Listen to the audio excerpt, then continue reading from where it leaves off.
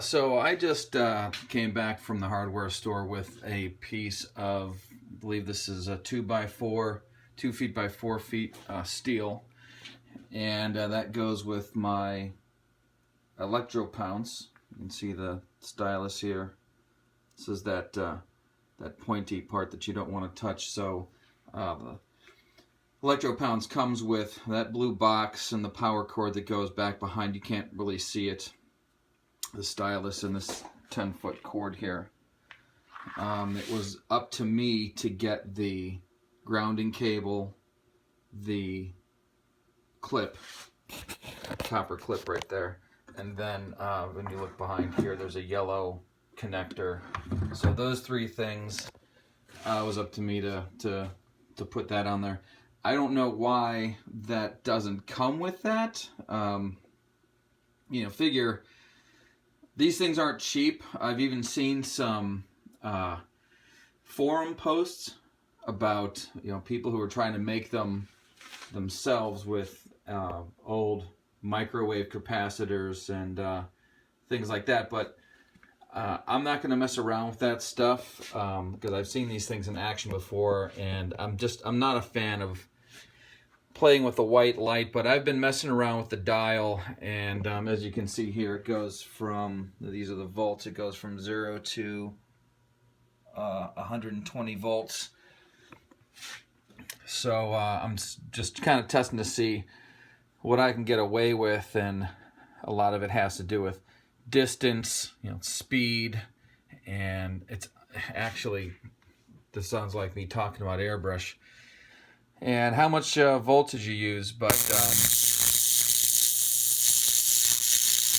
I want to be able to get a consistent dot pattern. See, what the electro pounce does is burns a hole through your paper, and so it makes it easier to do chalk layouts and things like that. Now, I've got a couple of football helmets that I'm going to be painting, and I'm just, the first time that I've ever used the electro pounce, so I'm going to do it on something like this. I'm not going to dive right into, a couple $1,000 project, and so I'm going to get used to it on this project here, and just to see, because I was testing it out before with the voltage turns at different strengths, and then writing it down, like 90, and you can see these little tiny holes there, and it doesn't necessarily mean chalk is going to go through, or that you're going to be able to see it. You can see these, they're a little bit more darker,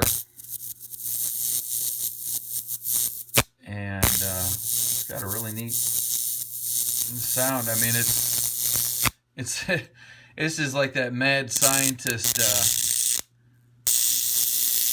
Yeah, that's a nice part. See, so it looks like if I just get close enough to create an arc between the tip of the stylus and, like, I'm not actually touching the paper here. I'm just sort of like letting it glide along,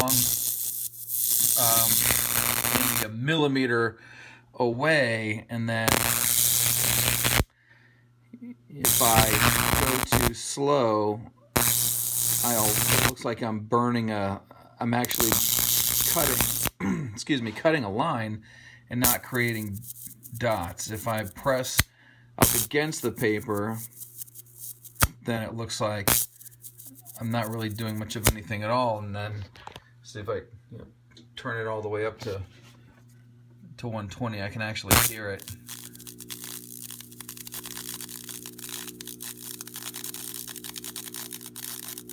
I mean, that's pretty hardcore. That's, wow. So yeah, test the old girl out and see what she's capable of. I mean, that's a hole right there. I don't know if you can. Yeah, that's. So maybe I should keep my fire extinguisher close by, but I've been keeping it on 50 and just trying to feel my way through this.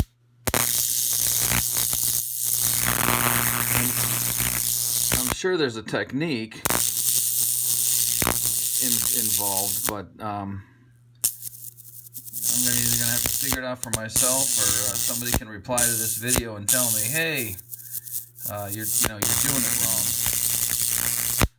But we'll figure it out and see if maybe in a future update I can let you guys know what I've discovered. I'm gonna put this down for a second. I'm gonna see what we get as far as the rubbing is concerned. We'll bring it over to this area here, and get my paint pad. Let's see what it does.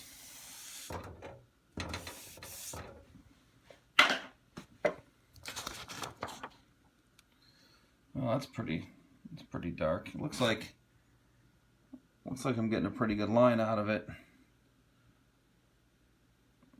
Maybe too good over here. So and you can see this, I'm cooking the metal.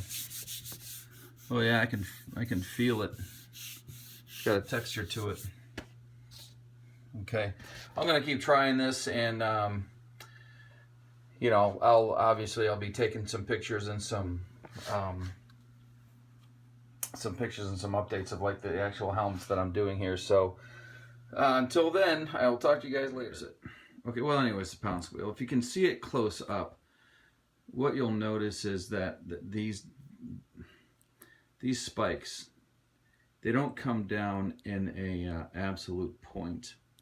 They sort of have a squared off top to them. So basically what it does when it goes through the paper on a piece of cardboard is it makes it open up and look like an advent calendar door, and they have a tendency to heal or close up and over time, and those holes are burned through there. There's not going to be any kind of healing or anything like that. So it's kind of nice. I like it. I mean, for the one thing that it does, it's damn expensive. I mean, it's half as much as an iPad, and an iPad does so much more. So anyways, we're going to get back to it and finish these helmets. True, but you got a billion times longer to build it too, right? This is the thing. It's like, I heard a person arguing against evolution 25, 30 years ago. And they said that it's like expecting that that the Concorde could just come out of nowhere, the supersonic jetliner. And then they talked about all the navigation system. Good.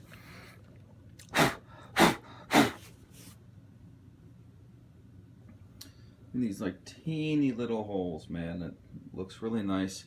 It looks like I didn't. Where's my finger? There. I didn't. This is not the.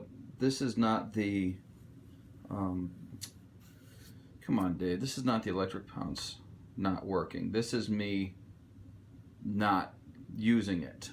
Somewhere right here. I just bricked.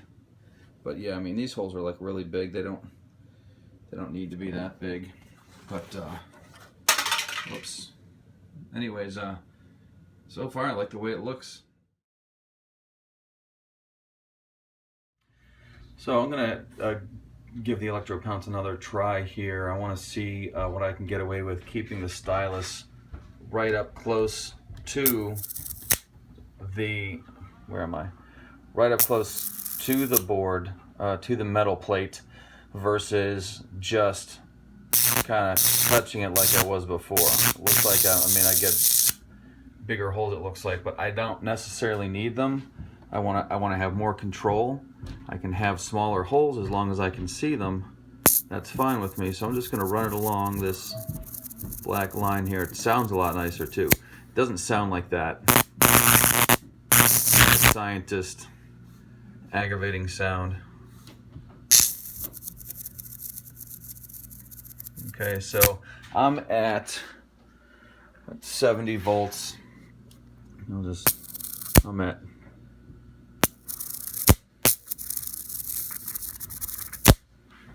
70 volts. I'm doing this E.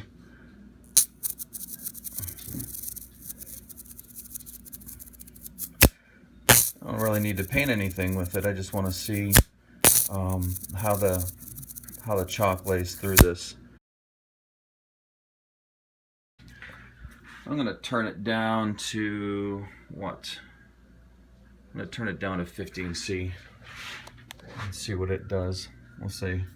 This is 50 over here. This is just regular printer paper.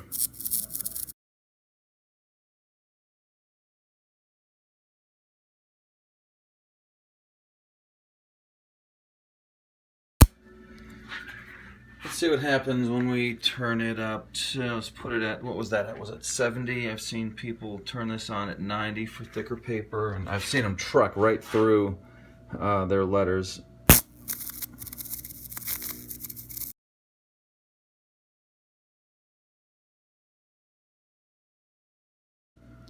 Like one of those ones where like high voltage hum.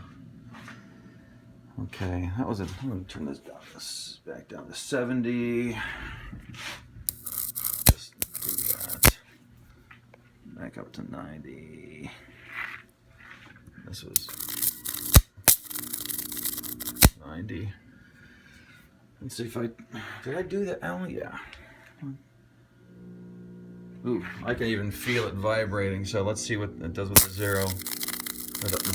The O. I'm trying to move a lot faster, so. Okay, that's. All right. Let's turn this down. Turn it off. Okay, I got it taped to my panel. I got a little magnet on top there and some tape on the bottom. So I'm just gonna take my pounce pad here and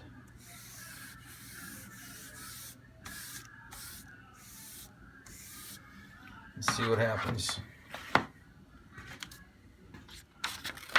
Yeah.